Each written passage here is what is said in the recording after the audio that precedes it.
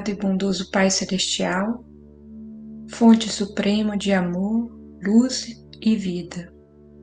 Elevamos nesse instante nosso pensamento em oração para agradecer pela oportunidade de estarmos mais uma vez reunidos a fim de aprendermos das belas lições que Jesus nos deixou.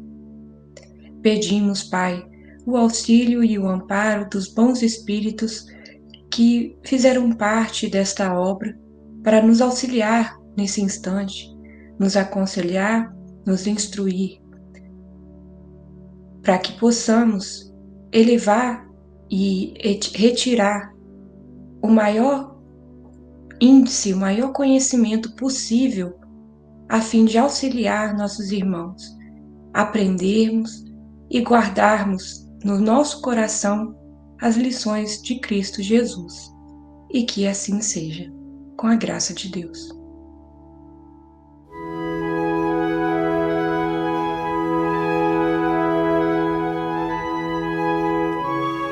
A árvore preciosa. Salientando o Senhor que a construção do reino divino seria obra de união fraternal entre todos os homens de boa vontade, o velho Zebedeu, que amava profundamente os apóstolos do Cristo, pediu-lhe alguma narrativa simbólica, através da qual a compreensão se fizesse mais clara entre todos. Jesus, benévolo como sempre, sorriu e contou. Viviam os homens em permanentes conflitos, acompanhados de miséria, perturbação e sofrimento, quando o Pai compadecido lhes enviou um mensageiro, portador de sublimes sementes da árvore da felicidade e da paz. Desceu o anjo com o régio presente, e congregando os homens para a entrega festiva, explicou-lhes que o vegetal glorioso produziria flores de luz e frutos de ouro, no futuro apagando todos os conflitos, mas pedia cuidados especiais para fortalecer-se. Em germinando, era imprescindível a colaboração de todos nos cuidados excepcionais do amor e da vigilância. As sementes requeriam terra conveniente, aperfeiçoado sistema de irrigação, determinada classe de adubo, proteção incessante contra insetos daninhos e providências diversas nos tempos trabalhosos do início. A planta, contudo, era tão preciosa em si mesma que bastaria um exemplar vitorioso para que a paz e a felicidade se derramassem benditas sobre a comunidade em geral. Seus ramos abrigariam a todos, seu perfume envolveria a terra em branda harmonia e seus frutos, usados pelas criaturas, garantiriam o bem-estar do mundo inteiro. Finda a promessa, e depois de confiadas ao povo as sementes milagrosas, cada um se retirou para o domicílio próprio, sonhando possuir egoisticamente a árvore das flores de luz e dos frutos de ouro. Cada qual pretendia a preciosidade para si, em caráter de exclusividade. Para isso, cerraram-se apaixonadamente nas terras que dominavam, experimentando a sementeira e suspirando pela posse pessoal e absoluta de semelhante tesouro, simplesmente por vaidade do coração. A árvore, todavia, a fim de viver, reclamava concurso fraterno total, e os atritos ruinosos continuaram. As sementes, pela natureza divina que as caracterizava, não se perderam. Entretanto, se alguns cultivadores possuíam água, não possuíam adubo, e os que retinham o adubo não dispunham de água farta. Quem detinha recursos para defender-se contra os vermes não encontrava acesso à terra conveniente, e quem se havia apoderado do melhor solo não contava com possibilidades de vigilância. E tanto os senhores provisórios da água e do adubo, da terra e dos elementos defensivos, quanto os demais candidatos à posse da riqueza celeste, passaram a lutar em desequilíbrio pleno, exterminando-se reciprocamente. O mestre fez longo intervalo na curiosa narrativa e acrescentou: este é o símbolo da guerra improfícua dos homens em redor da felicidade. Os talentos do Pai foram concedidos aos filhos indistintamente, para que aprendam a desfrutar os dons eternos, com entendimento e harmonia. Uns possuem a inteligência, outros a reflexão. Uns guardam o ouro da terra, outros o conhecimento sublime. Alguns retêm a autoridade, outros a experiência. Todavia, cada um procura vencer sozinho, não para disseminar o bem com todos, através do heroísmo na virtude, mas para humilhar os que seguem a retaguarda. E fitando Zebedeu de modo significativo, finalizou: quando a verdadeira união se fizer espontânea entre todos os homens no caminho redentor do trabalho santificante do bem natural, então o reino do céu resplandecerá na terra, à maneira da árvore divina, das flores de luz e dos frutos de ouro. O velho Galileu sorriu, satisfeito, e nada mais perguntou.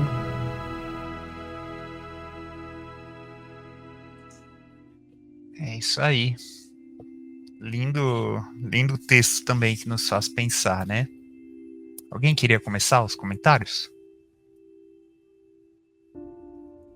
Diga, Paty. Pronto. O que chamou muita atenção para mim foi logo no começo um parágrafo que fala: as sementes requeriam terra conveniente, aperfeiçoado sistema de irrigação, determinada classe de adubo. Então aqui ele está falando da semente da felicidade, né? Que precisa ser regada todo dia, que precisa ser aperfeiçoado,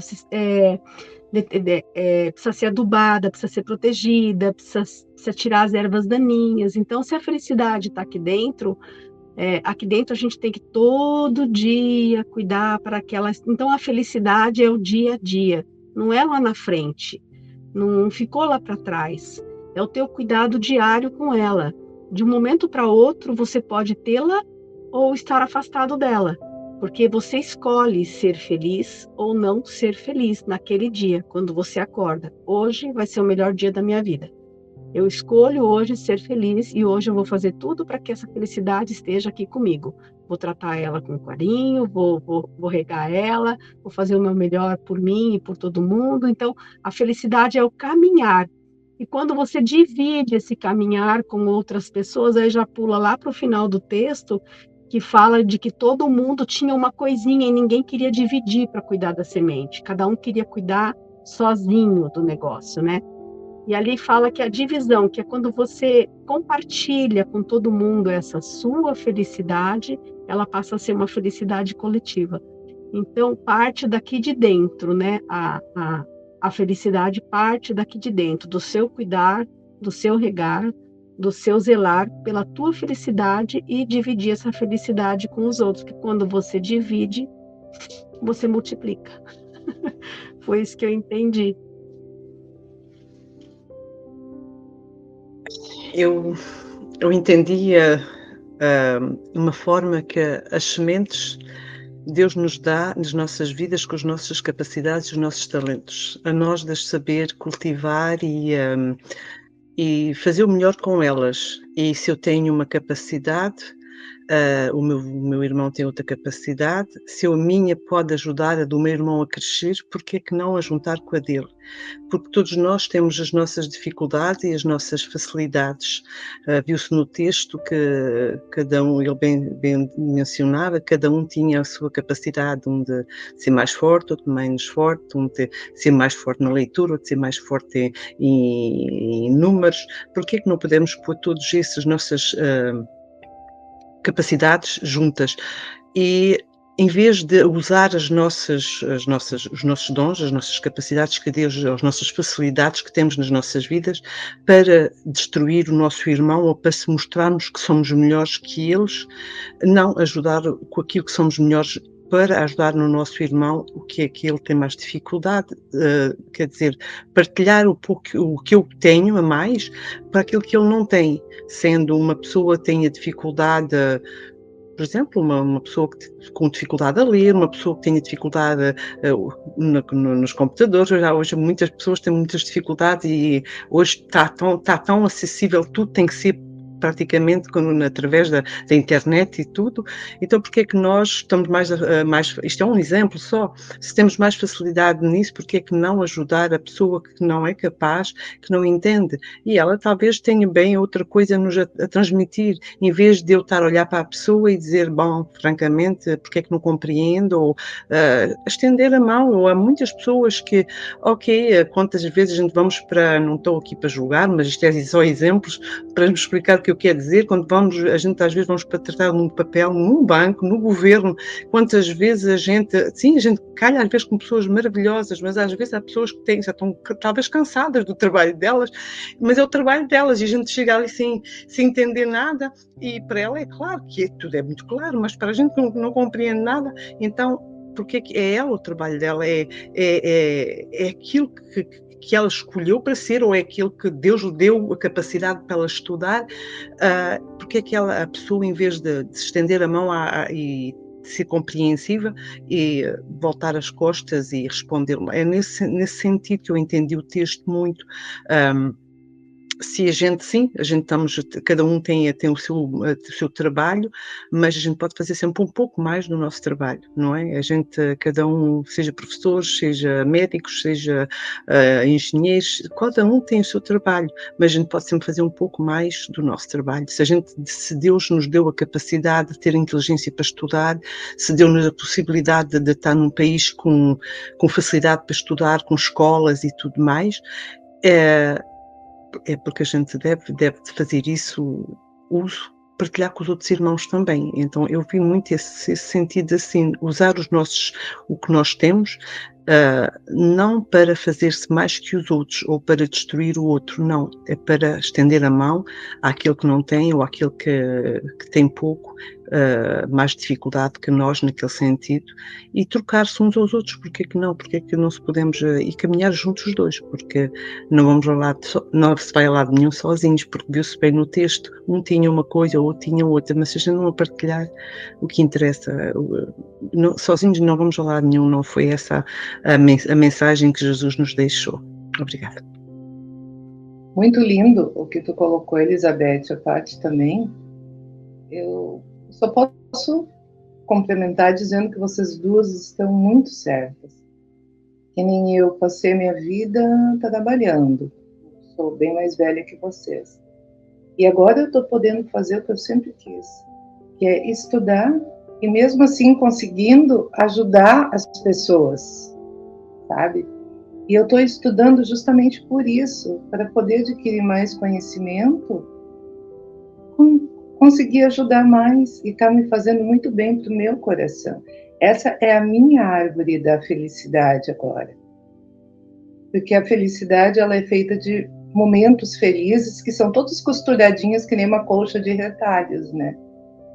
E a minha árvore da felicidade eu estou vivendo agora, nesse momento agora, com vocês, podendo estudar, podendo fazer uma coisa pelo próximo, diferente do que eu fazia até agora, e com Jesus sempre, sempre, sempre na frente. Jesus e Mãe Maria sempre na frente.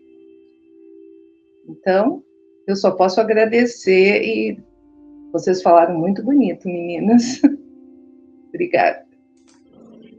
Eu achei bem interessante esse aspecto que a Patrícia trouxe, fazendo alusão à felicidade, né? Porque apesar de no texto falar realmente da semente, né, da felicidade, mas ele também fala a questão da semente da paz, né?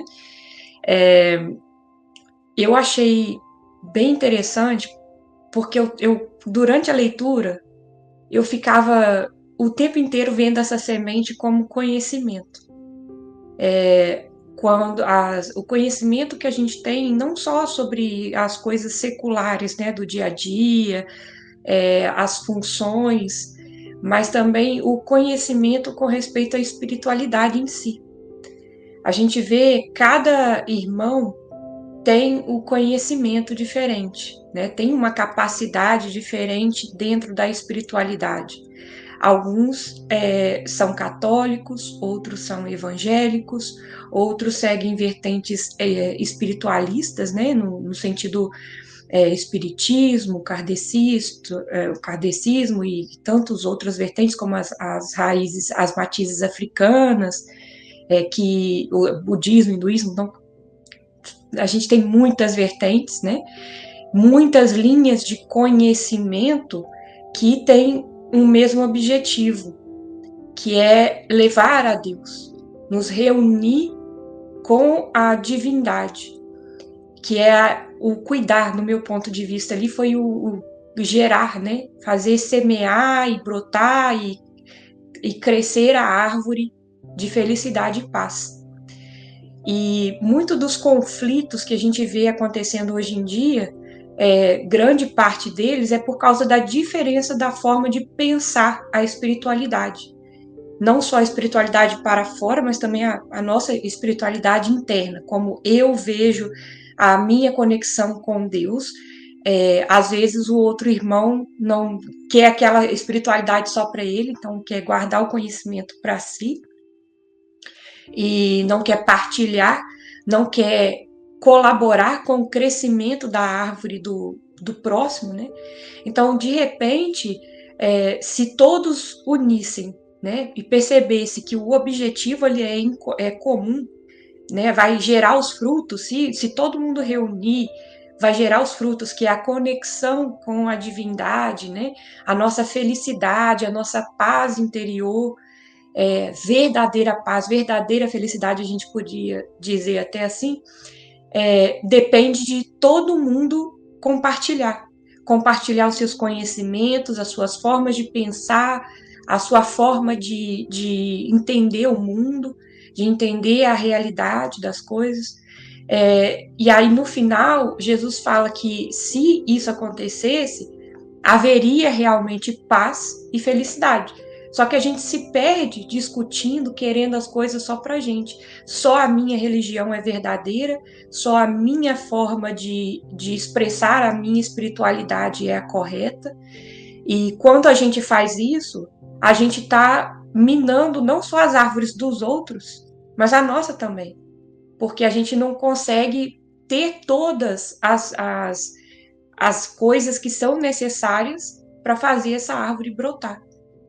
Então, esse lado da Patrícia de mencionar a felicidade me chamou muita atenção, porque eu tinha visto o texto todo com outro aspecto, uma outra visão, e aí ela fala sobre a felicidade em si, e eu falo, nossa, realmente também casa perfeitamente com a felicidade, porque tanto a felicidade com as coisas cotidianas, a gente vê a felicidade ser o agora, tá dentro da gente, a gente poder cuidar da nossa felicidade, mas também a verdadeira felicidade, a verdadeira paz. Porque a felicidade, se a gente for olhar para as coisas só do material, do conquistar, ela é passageira, né? Tem o pessoal que fala, caixão não tem gaveta. E realmente é verdade, né? Porque as coisas que a gente conquista material, né? Vai tudo ficar por aí. Mas quando a gente foca a nossa felicidade nas coisas pequenas, né? Nos momentos que a gente colabora com nossos irmãos, que a gente vive com a nossa família, nossos amigos, isso é eterno. Isso fica com a gente. Então a gente pode chamar de verdadeira felicidade, né? Então acabou que juntou as duas visões de texto aí, e eu achei muito bonito esse texto, muito interessante. Nossa, muitas reflexões importantes e interessantes aqui, né? Ficar por último é bom porque vem novas ideias, mas ruim porque não tem muito mais o que falar, né? Mas eu tava pensando aqui, conforme vocês foram falando, eu tava pensando aqui sobre o título do capítulo, né? Que é a Árvore Preciosa. E aí, como os espíritos que escrevem esses textos, né? No caso aqui o Neo Lúcio, por meio do Chico Xavier, ele não coloca nenhuma imagem de forma aleatória, né, para fazer um ponto, mas ele coloca também em imagens uma demonstração daquilo que ele quer passar. E quando a gente olha para uma árvore, se a gente cortar uma raiz, a raiz ela não sobrevive sozinha. Se a gente colocar só o tronco na nossa sala, não vai sair nada de lá. Se a gente cortar uma folha, aquela folha vai morrer, né? Assim como se a gente cortar uma flor, aquela flor vai morrer. Ou seja, a árvore, ela só traz vida, ela só traz pujança, ela só traz o crescimento quando ela está toda completa, quando ela está toda interligada e cada parte dela faz a sua função, né? A raiz extrai o alimento ali, a água, os minerais do solo, o caule transportando, né, o tronco e os caules transportando, a folha fazendo a fotossíntese, captando água também, expelindo água, ou seja, toda a parte da árvore tem sua função. E tal qual na sociedade, né? Cada um, em cada encarnação, tem a sua função. E ao longo da vida, essas funções vão mudando, né? Assim como numa aula de natação, por exemplo. Às vezes a gente aprende um estilo de nado, depois outro estilo de nado, depois outro estilo de nado. Agora, numa aula de natação, geralmente tem o professor, tem o salva-vidas ali, né?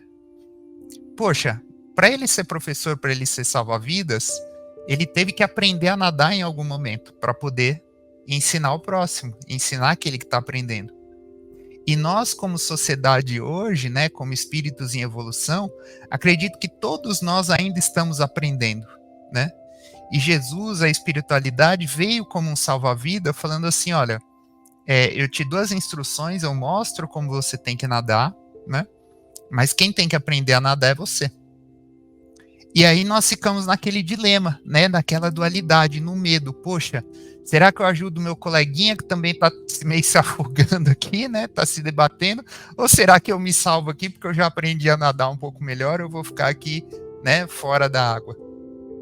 É claro que ninguém vai se afogar porque o professor vai lá, né, e tira, né, nada acontece por acaso. Agora, eu acho que a gente ainda vive numa sociedade, num tipo de mentalidade, né, que é muito mais egoísta do que realmente essa capacidade de viver em sociedade.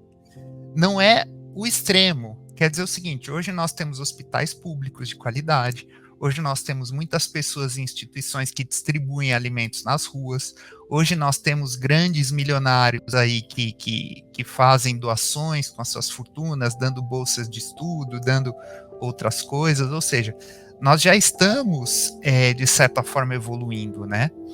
Mas, quando a gente olha para a sociedade economicamente falando, a riqueza ainda é muito concentrada.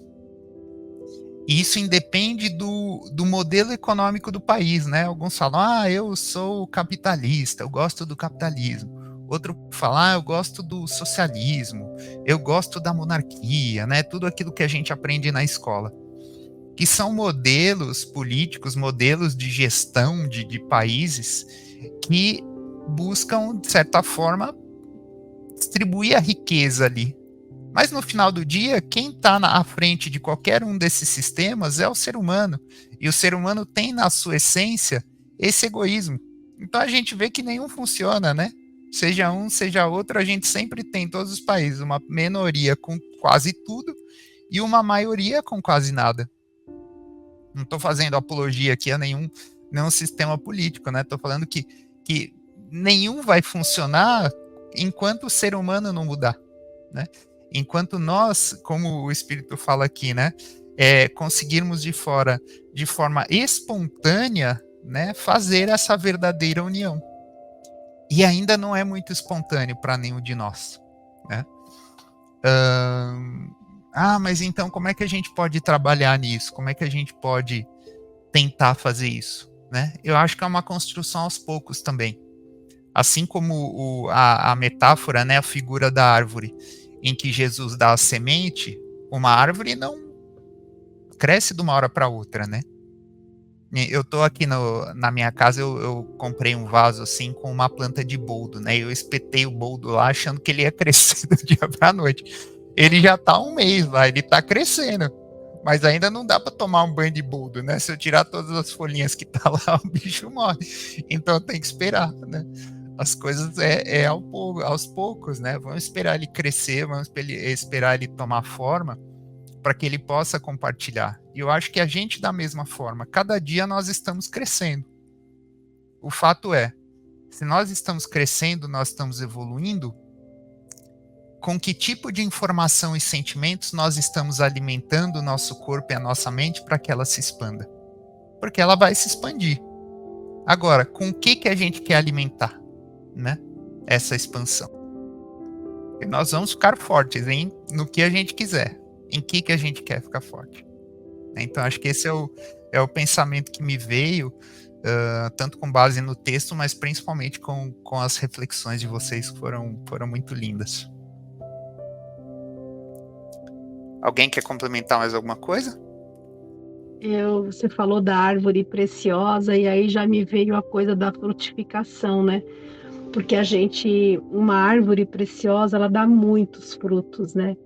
E cada fruto dá muitas outras árvores preciosas também. Então a gente não tem noção de como uma ação no bem que a gente pode fazer reverbera lá na frente, né? Às vezes chega alguma coisinha no ouvido da gente, assim, de alguém, nossa, você falou uma coisa para mim um dia, me fez tanta diferença, aquilo, eu nem lembro o que eu falei, sabe, assim, ou o que eu fiz, né? Como pode ter o contrário também, né? Então, assim, que sementes a gente está soltando por aí dessa nossa árvore preciosa, né? Que pode frutificar por muito tempo no coração de alguém, né? É isso.